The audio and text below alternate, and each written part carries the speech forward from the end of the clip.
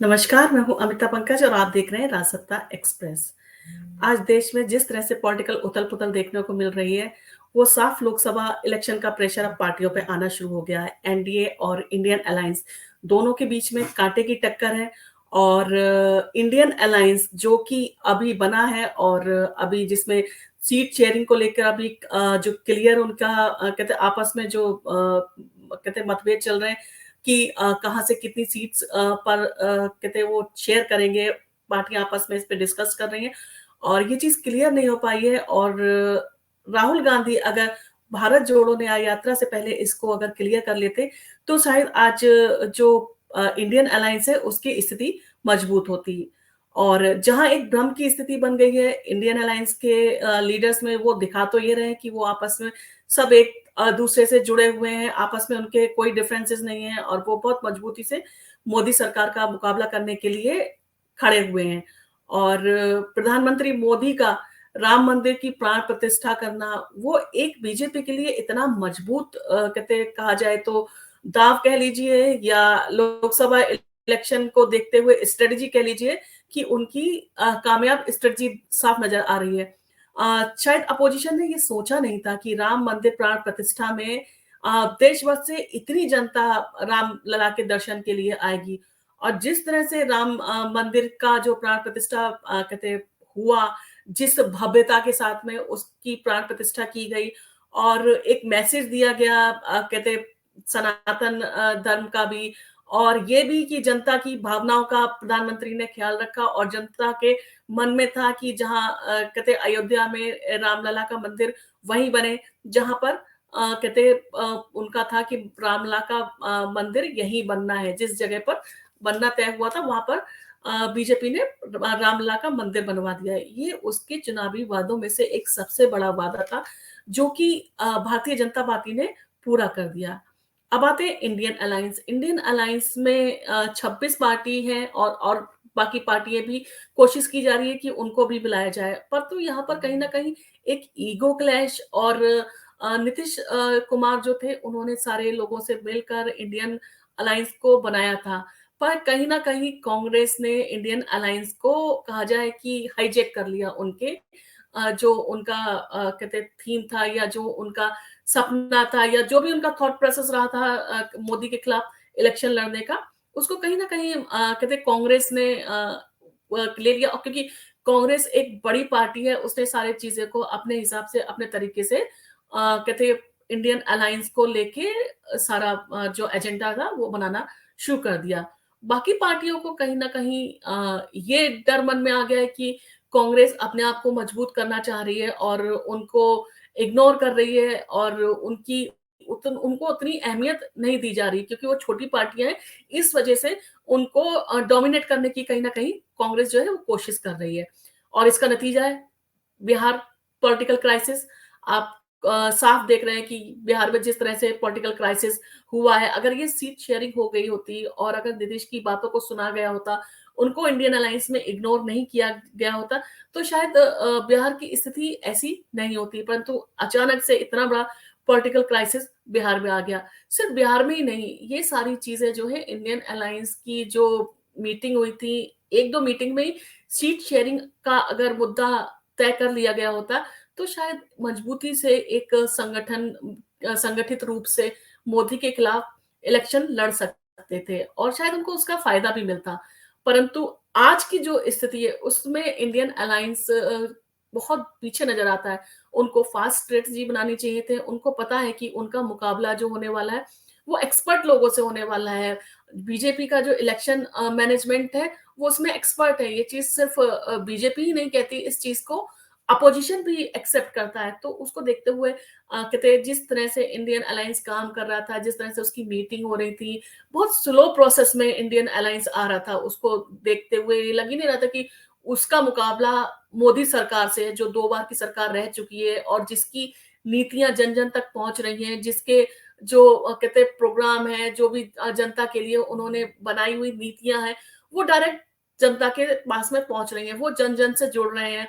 उनकी जो स्ट्रेटजी रहती है, उनका जो कहते हैं जनता से कहते हैं जुड़ने का और वो रहता है कि वो जाके फील्ड में काम करते हैं और जनता से जुड़ते हैं, उनकी प्रॉब्लम, उनकी सारी समस्याओं को सुनकर उसको चीज़ों को उसके निराकरण की कोशिश करते हैं। इसका आपने देखा कोविड के टाइम पे जो उन्होंने राशन घर-घर पहुँचाया, उसके बाद में बहुत सारी योजनाएँ उनकी चल रही हैं। कहते हैं जो वो घर बनवा के दे रहे हैं, पक्के मकान, जो उन्होंने शौचालय बनवाए, जो घर-घर उन्होंने गैस को पहुँचाया ताकि महिलाओं को असुविधा ना हो, नारी शक्ति का जो उन्होंने इस बार 26 जनवरी का थीम रखा है, वो कोई भी ऐसी चीज़ नहीं है जिसको वो छोड़ते हैं छोड़ना चाह रहे हैं या मिस कर रहे हैं। अभी आपने देखा कि मतदाता दिवस पे भी उन्होंने जो यूथ है, जो नए न्यूकमर हैं, जो वोटर फर्स्ट टाइम वोट देंगे, उनके लिए उनके लिए भी एक सम्मेलन किया और उनके पास तक वो बातें पहुँचाई, जो कि उनकी सरकार कर रही है। और एक यूथ को मोटिवेट करना, एक यूथ को बताना कि आप देश की जो आपका एक वोट भी हमारे लिए कितना इम्पोर्टेंट है। इस चीज़ का उनको एहसास दिलाना कि आपका वोट हमारे लिए ज़रूरी है। हम हैं तभी जब आपका वोट हमारे लिए है। ये सारी चीज़ों का एहसास कराते रहना समय-समय पर जनता के लिए कहते हैं जो योजनाएँ हैं, वो डायरेक्ट उन तक पहुँचना, कोई मीडिएटर ना होना और जिस तरह से सरकार काम कर रही है और वो अपना जिस तरह से प्रमोशन करती है क्योंकि बीजेपी का सबसे अच्छा है कि वो जितनी भी योजनाएँ उनकी चल रही है, वो उसका प्रमोशन बहुत अच्छा करते हैं। जन-जन तक उनकी प्रमोशन पहुँचती है, लोगों को पता होता है कि बीजेपी ये योजनाएँ लेके आ रही है। बाकी राज्यों में भी योजनाएँ चलती हैं, पर बाकी राज्यों में कहीं न कहीं देखा गया है कि वो जनता तक ये मैसेज पहुँचाने में नाकामयाब रहे कि ये उनकी योजनाएँ राज्य सरकार की बनाई हुई योजनाएँ हैं या केंद्र सरकार की बनाई हुई योजनाएँ हैं। बहुत सारी राज्य सरकार की योजनाएँ ऐसी हैं जिसे लोग केंद्र सरकार की बनाई हुई योजनाएँ समझ के और जो वोट होता है वो कहते हैं केंद्र सरकार को करते हैं, यानी कि मोदी सरकार को करते हैं। यही सारी चीज़ों को देखते हुए अब लोकसभा का इलेक्शन बहुत पास आ रहा है। अब कहीं न कहीं पार्टियों के मन में जो कॉन्फिडेंस था, वो कहीं न कहीं उनका लैक होने लगा है। अब उन्हें लगता है कि हम क्षेत्रीय पार्टी हैं और अगर अपने ही स्टेट में हमारी जो है कहते हैं सही हमारे चुनाव में हमारा हमें रिज़ल्ट नहीं मिला, तो हमारी जो कहते हैं स्थिति है वो सेंट्रल में क्या रहेगी? यानी कि अगर हम अपने ही राज्य में अगर क्षेत्रीय पार्टियाँ हैं, अगर अपने ही क्षेत्र में वो कामयाब नहीं होती हैं, तो वो किस उस पर देश में अपनी जो महत्वाकांक्षाएँ हैं पॉलिटिकल पार्टीज़ की, उनको पूरा करने के लिए आगे बढ़ेंगी। अ,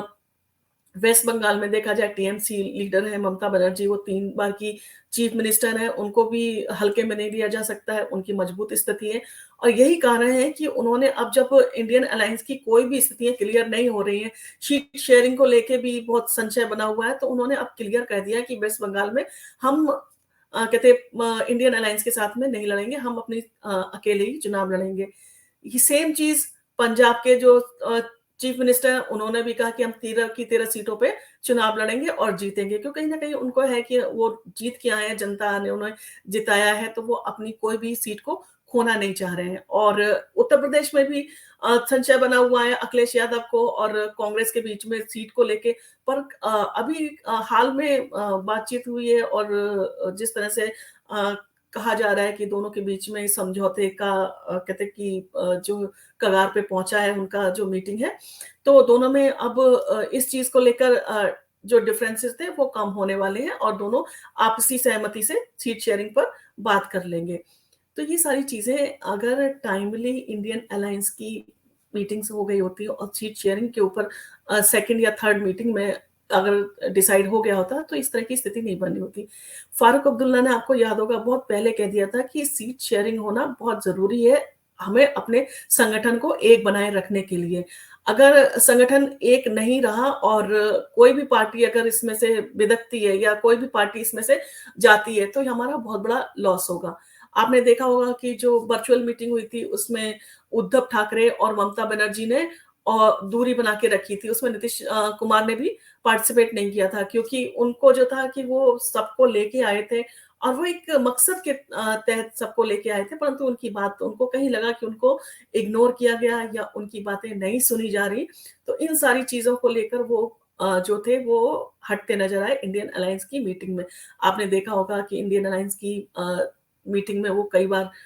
उठ के चले गए या उन्होंने कहते हैं जो प्रेस कॉन्फ्रेंस थी उसको नहीं अटेंड किया। ये सारी चीज़ें क्योंकि एक बहुत सारी जब पार्टियाँ मिलके एक संगठन बना है और ये संगठन जब बना था तब ये कहते हैं क्लियर नहीं था कि विधानसभा इलेक्शन में इंडियन अलायंस साथ मिलकर इलेक्शन नहीं लड़ेगी। उनको यही था कि इंडियन अलायंस बना है, विधानसभा इलेक्शन में वो साथ लड़ेंगे, तो जो क्षेत्रीय पार्टियाँ उनको भी फ़ायदा होगा। परंतु जब कहते हैं विधानसभा इलेक्शन आया तब कांग्रेस ने कहा कि वो अकेले इलेक्शन लड़ेगी और वो उसमें साथ में इलेक्शन नहीं लड़ेंगे। तो यहीं से कहीं न कहीं उनके मन में खटास होनी स्टार्ट हो गई। आपने देखा होगा कि अखिलेश यादव और कहते हैं जो कमलनाथ थे उनके बीच में काफ़ी तीखी झड़प भी देखने को मिली थी। आपने विधानसभा इलेक्शन के दौरान सीटों को लेके और काफ़ी इतनी चीज़ें कई बार हुई कि जो दोनों पार्टी थे उनके कर्ता जो थे वो आमने-सामने एक-दूसरे को अपशब्द बोलते हुए नज़र आए। तो ये सारी चीज़ें उनको ये दिखा रही थी कहीं न कहीं इंडियन अलायंस ये जताने की कोशिश कर रहा था कि आपस में वो लोग एक-दूसरे से सहमत हैं और एक बड़े संगठन के रूप में वो खड़े हुए हैं और वो मोदी सरकार से मुकाबला करने के लिए लोकसभा इलेक्शन में खड़े हैं और वो किसी भी कीमत पे मोदी सरकार को लोकसभा इलेक्शन में विजय होने से रोकेंगे। यानी कि 2024 में मोदी सरकार को वो आने नहीं देंगे। इन सारी चीज़ों के लिए वो एक-दूसरे से जुड़े थे। परंतु कहीं न कहीं उनकी ये चीज़ें जो एक-दूसरे के लिए एलिगेशन लगाना, ममता बनर्जी का बोलना कि कांग्रेस बीजेपी के साथ मिल रही हुई है या समय-समय पे जो पार्टियाँ थी, उनकी अपनी भड़ास निकलना, कहीं न कहीं ये तो लोगों को संकेत मिल रहे थे कि जो इंडियन अलायंस है, उसमें सब कुछ ठीक नहीं चल रहा है। फिर भी एक-दूसरे का साथ और एक-दूसरे के लिए दिखावा करना, ये सब चीज़ें काफ़ी टाइम से चल रही थी। अ, देखा जाए तो ये जो है वो ईगो का क्लैश है, क्योंकि इसमें बहुत सारी पार्टियाँ और पॉलिटिकल लीडर्स जो हैं उनकी अपनी-अपनी ईगो, वो अपनी ईगो और आपसी जो कहते हैं सहमति नहीं बन पाना और कहीं न कहीं आपसी जो उनके अपने स्वार्थ थे।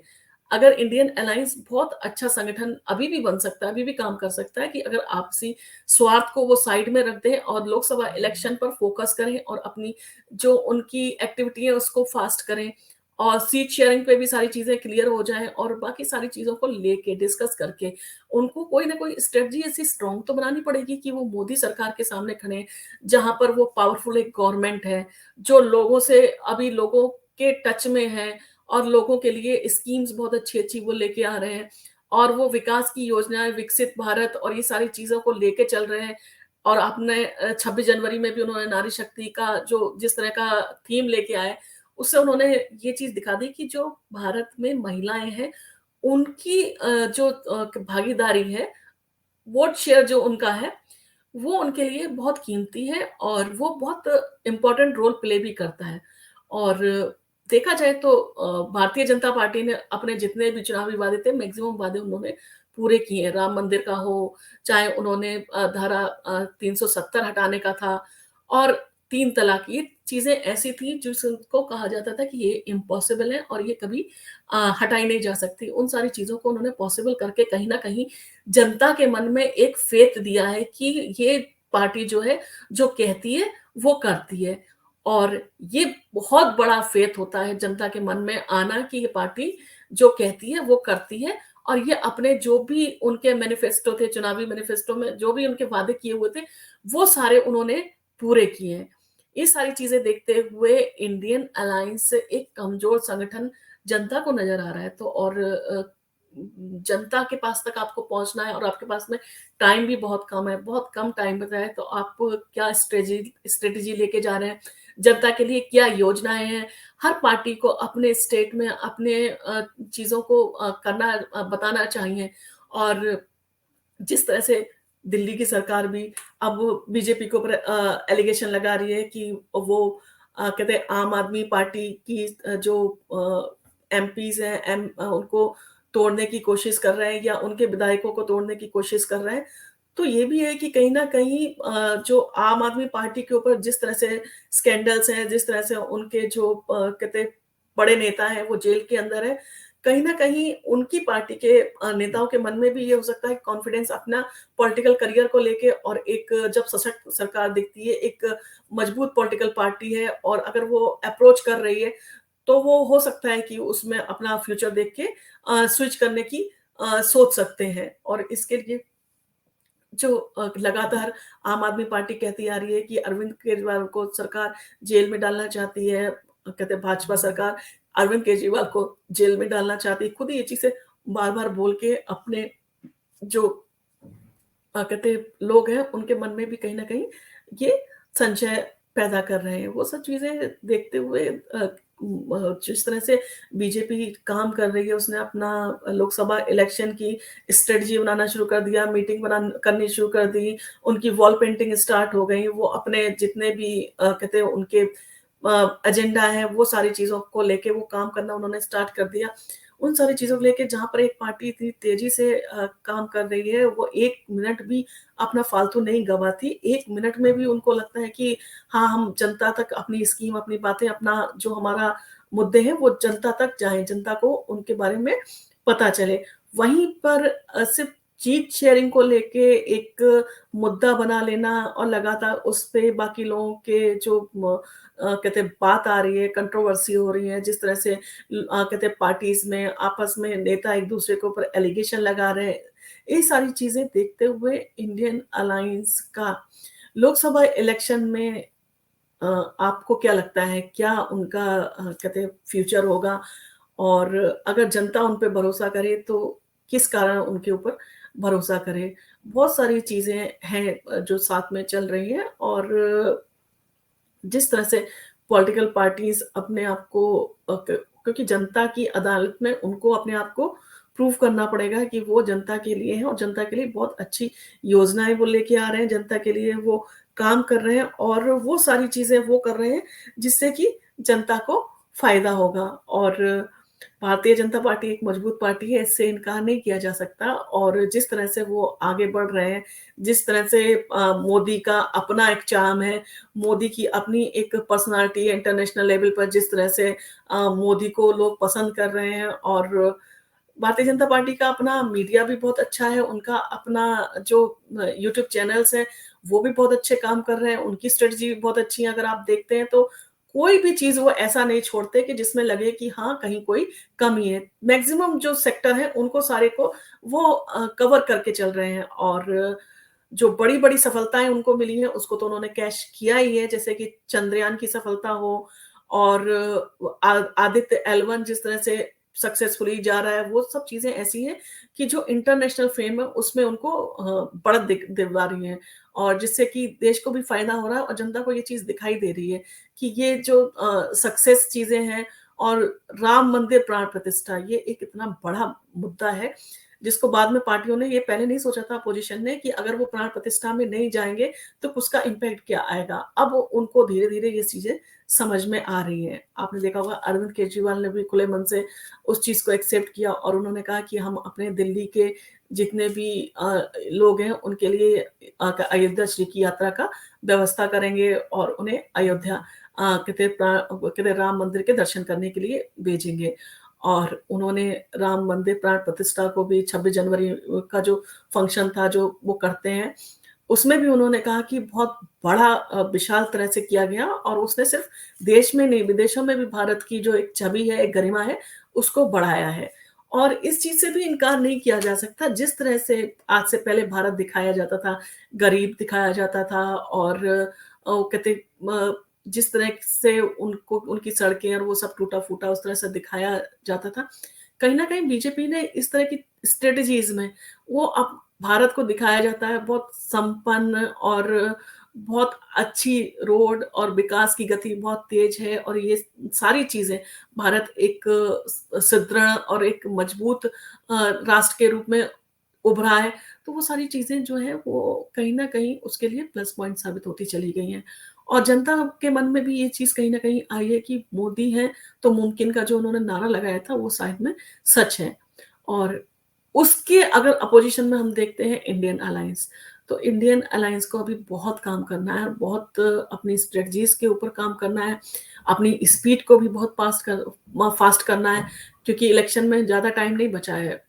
वो कितना कवर कर पाते हैं ये तो, क्योंकि अब जो लड़ाई है वो सिर्फ़ प्रतिष्ठा की बची है। ये तो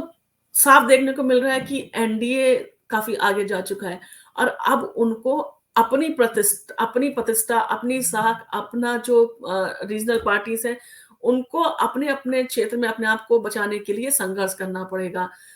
शिवसेना पहले एक थी, अब क्योंकि शिंदे गुट अलग हो गया है कहते हैं उद्धव ठाकरे से, तो उद्धव ठाकरे को भी अपना अस्तित्व प्रूव करना है और शिवसेना का अस्तित्व देखा जाए तो अब उनको प्रूव करना पड़ेगा, अगर उनको पॉलिटिकली एक्टिव रहना है तो। तो बहुत सारी चीज़ें हैं पार्टीज़ के अपने अंदर के क्राइसिस हैं, उनके अपने जो कहते हैं पार्टी के जो पॉलिटिकल लीडर्स हैं, उनके साथ में उनकी जो कहते हैं मनमुटाव चल रहे हैं या उनकी अपनी जो स्ट्रेटजीज़ क्लियर नहीं हो रही हैं, आपसी देखा जाए तो एक तरह से भ्रम का माहौल बना हुआ है कि हम किस तरह से आगे आएँ और किस तरह से हम आगे काम करना स्टार्ट करें और चुनाव बिल्कुल सर पे खड़े हैं तो कॉन्फिडेंस और आदमी कहते हैं पैनिक हो सकता है। तो ये सारी स्थितियाँ जो पॉलिटिकल उथल-पुथल देखने को मिल रहा है, वो इसी कारण से है। क्योंकि अब पॉलिटिकल पार्टीज़ को समझ में आ गया कि हमारे पास में समय कम बचा है और हम किस तरह की स्ट्रेटजी बनाएँ क्योंकि हमारे सामने ये सब चीज़ें कहते हैं बीजेपी के सामने लगभग देखा जाए तो बहुत टफ दिखता है क्योंकि पॉलिटिकली तो वो सक्सेसफुल हैं ही और उसके साथ-साथ वो इलेक्शन के टाइम पे एक साइकोलॉजी ऐसी तैयार करते हैं कि आप अगर कहते हैं अगर आप बूथ में वोट करने जाते हैं, आप अगर कहते हैं इलेक्शन बूथ में जाते हैं वोट करने के लिए तो आपको एक माहौल देखने को मिलता है। आपको ये आपके अंदर ये कहते हैं थॉट आता है कि हम किसको वोट करें। अगर बीजेपी को वोट करते हैं, एक स्टेबल गवर्नमेंट है तो हमें बेनिफिट मिल सकता है और अगर बाकी लोगों को करें तो बाकी लोगों को किस बिना पे करें। अगर मजबूत और आपसी सहमति और दिखाई दे कि हाँ, ये लोग आपस में एकजुट होके खड़े हैं, तो जनता शायद अभी भी कहते हैं चाहती है बदलाव। अगर बदलाव चाहती है, तो उसके लिए इन लोगों को एकजुट होके आना पड़ेगा और अपने आप को प्रूव करना पड़ेगा और अपने आपसी जो अ, लाभ हैं, अपने आपसी जो इनकी जो मतभेद हैं, उसको एक साइड पे रखना पड़ेगा और देखते हैं लोकसभा इलेक्शन से पहले अब क्या-क्या चीज़ें देखने को मिलती हैं, किस तरह की पॉलिटिकल लड़ाइयाँ आपको देखने को मिलती हैं, किस तरह के संघर्ष लोग करते हैं और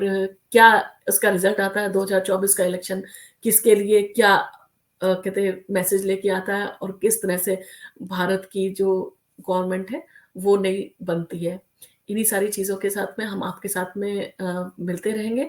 और आपको अगर वीडियो पसंद आया हो तो आप इसको लाइक कीजिए, शेयर कीजिए और हमारे चैनल को सब्सक्राइब कीजिए। आपका कहते हैं मोटिवेशन हमारे लिए बहुत महत्वपूर्ण है और आप सबका शुक्रिया कि आप राजसत्ता परिवार को एक स्ट्रॉन्ग कहते हैं हमारा राजसत्ता परिवार है, हमें सपोर्ट करने के लिए। Thank you.